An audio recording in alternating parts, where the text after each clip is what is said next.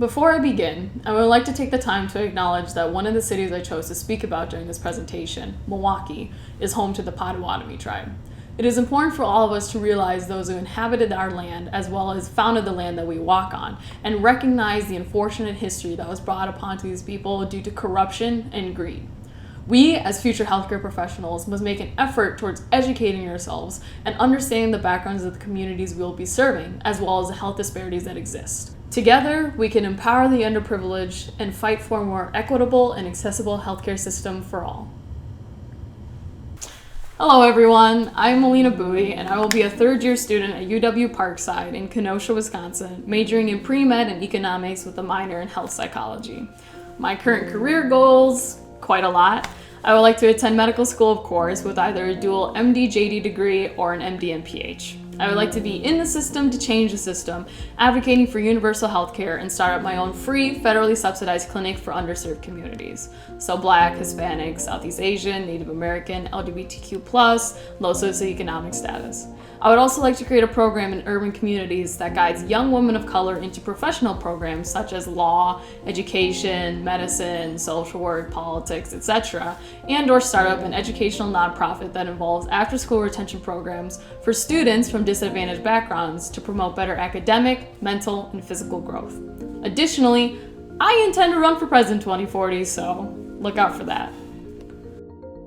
This summer throughout RUSCH, I've definitely learned a lot, especially upon the social determinants of health from one of our enrichment sessions. Melissa, the director of the program, actually led the presentation, and I've heard of the social determinants of health before, but it was nice to see it defined into 6 distinct categories: economic stability, physical environment, education, food, social and community context, and the healthcare system. I remember, as a whole cohort, we really went in on education, discussing the school-to-prison pipeline and the atrocities of our incarceration rates in America, especially the incarceration of our Black and brown communities. You know, when you compare the sentences between a white male and a Black or Hispanic male for the same offense, let's say the possession of marijuana, the disparities are mind-baffling. When you're a Black or Hispanic male, you may get 5, 10, 20, even a lifetime sentence in federal prison. But if you're a white male, you might get a slap on the wrist with 6 months of probation, or my absolute favorite, a couple hundred hours of community service. And this is for the possession of marijuana. Remember Brock Turner, the white male swimmer from Stanford that got only a 6-month jail sentence for raping a woman? That's all white privilege. These types of disparities are a public health crisis. The incarceration and the murders of our Black, self-identified men and women are a public health crisis. And when you look at your own city, your home, Milwaukee, Wisconsin, having it be one of the worst cities in the nation to live in if you are Black is alarming. In the 2010 census, Wisconsin had the highest percentage of incarcerated Black men in the nation. 1 out of every 8 Black men of working age is behind bars. In Milwaukee County, more than half of Black men in their 30s have served time in prison. Last year, 53206, a zip code of a neighborhood in North Milwaukee, was known as the most incarcerated zip code in the country. Now that is all a health crisis, and it simply isn't talked about enough in the healthcare sector, or in general, if I'm being completely honest. Let's talk about that a little bit more. When we look at the data from different institutions and health surveys, let's use the county health rankings model from the University of Wisconsin Population Health Institute. Milwaukee County is ranked 71 out of 72 counties for both health outcomes and health factors. Menominee County is ranked last for both, 72 out of 72. And that is because it is primarily, 82% to be exact, American Indian Alaskan Native, which is another population that is often, if not always, ignored by our nation's government and also falls victim to our institutionally racist system of healthcare. These trends are impossible to ignore. Why are the 2 counties in the state that have the worst health outcomes and health factors the most heavily populated with BIPOC? The statistics I've stated thus far are appalling and frightening. More work needs to be done within underserved communities, and I intend to put my heart and soul into providing a more accessible and equitable system of healthcare. And I'm not just talking about clinical care. We're talking about other healthcare factors as well. Health behaviors, social and economic factors, and our physical environments. Social and economic status make up 40% of health factors. How do you expect our communities of color to thrive in this category when implicit biases and unfair employment practices exist? How do you expect our Black and Latinx students to excel in education when they're subjected to living in urban districts, which, keep in mind, are victims of redlining, with underfunded schools and little to no resources? Don't even get me started on campus climate and questionable admission practices for students of color in higher education, as well as how unaffordable achieving higher academia really is. What about community safety? How are our young Black and Latinx men supposed to succeed when the neighborhoods they live in are subjected to constant policing and are murdered by the hands of police officers we fund to protect us from crime and danger? The only crimes or dangers I see are the health disparities that exist and those that allow it to exist. We, as healthcare professionals, are more than just a white coat or scrubs and a stethoscope. We are prominent, respected leaders of our communities. We need to be activated in our democracy and some of the lead proponents of public policy. We need to advocate for our patients inside and outside the operation or clinic room.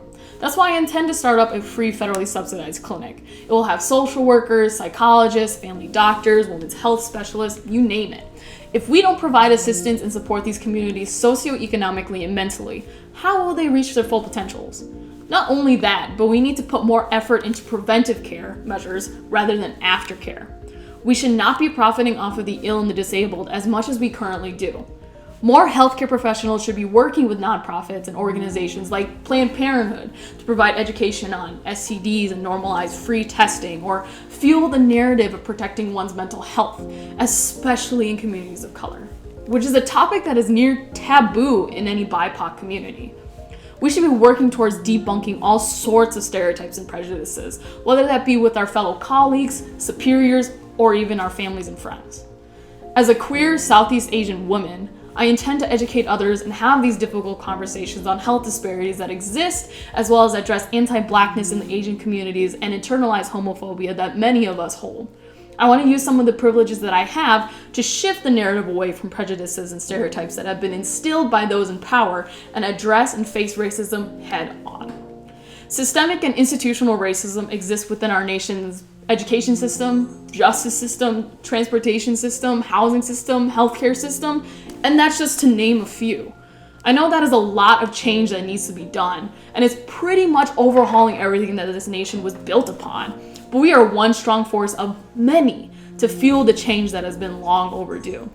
As well-respected individuals working in our communities, we should be working with and collaborating with other driven individuals from different disciplines: law, social work, education, urban development, mental health, to tackle this huge public health issue, the issue of racism from all fronts.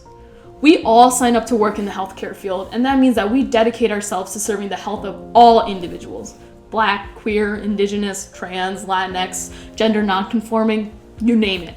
Not just the wealthy, white, and the privileged. And these are all realizations I have made when I chose the medical path, while walking on the medical path, with the experiences that I've obtained thus far, and some realizations that I made during my summer with RUSCH. We did this program during a global pandemic and an all-out race war fighting for the justice of those wrongfully murdered by those in power. Even during a pandemic, we are fighting for basic human rights. It goes to show how strong the public health issue of racism really is. It exists in every system we have in this country, and there are just so many layers to it. Everything is connected, intertwined. When one totem holding up the structure starts to corrupt and fall, cracks begin to form, and everything else begins to collapse, slowly but surely. I truly wish and hope that we can make a difference in our respective fields and change this country, this world, for the better, because we sure as hell need it. We are the future of America, and boy, do we have a lot of cleaning up to do. Anyways, thank you all for listening, and I hope you enjoyed this presentation.